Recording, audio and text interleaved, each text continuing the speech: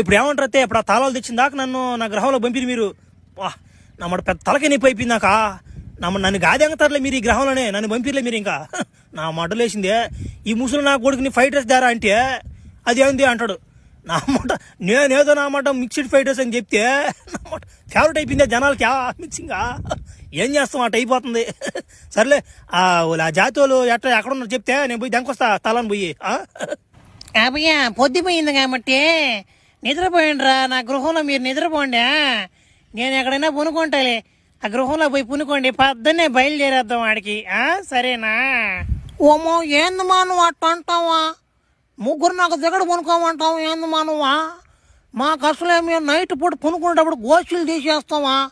ఈ కొత్త మనిషి నా మాట బిత్తరపడమా సాయిలు చూసా. ఒరే నా పని కదిరి ఇదా గొడ్లాగా పునుకునేది నా మాట గొబ్బునా మట్లు మీరు. అచ్చా అయినా అవి పిల్ల అట్టుకెళ్ళి కదంటారా, ఇట్లా చూసి నేను భయపడతానంటరా.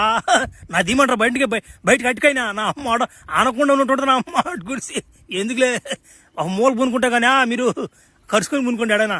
రవ్యా నువ్వు అట్టుకుని నువ్వు బయటకు దీపలేదు నాయన, దాంతో పని కాదు నా మాట లేచిందా. సరే మేము పోయి పునుకుంటాంలేమ్మా, ఎడతోటి అడ్జస్ట్ చేసుకుంటాం కానీ. సరే పిల్లరా జాగ్రత్తగా పునుకోండి. ఒరే కొత్త పిల్లడా ముసలితో జాగ్రత్త రావు. ఒరే నా మాట ఎగరుతున్నా సేవరు కట్ట నా మాట ఇట్ట ఒక దెంగ పోరా నా గ్రహానికి.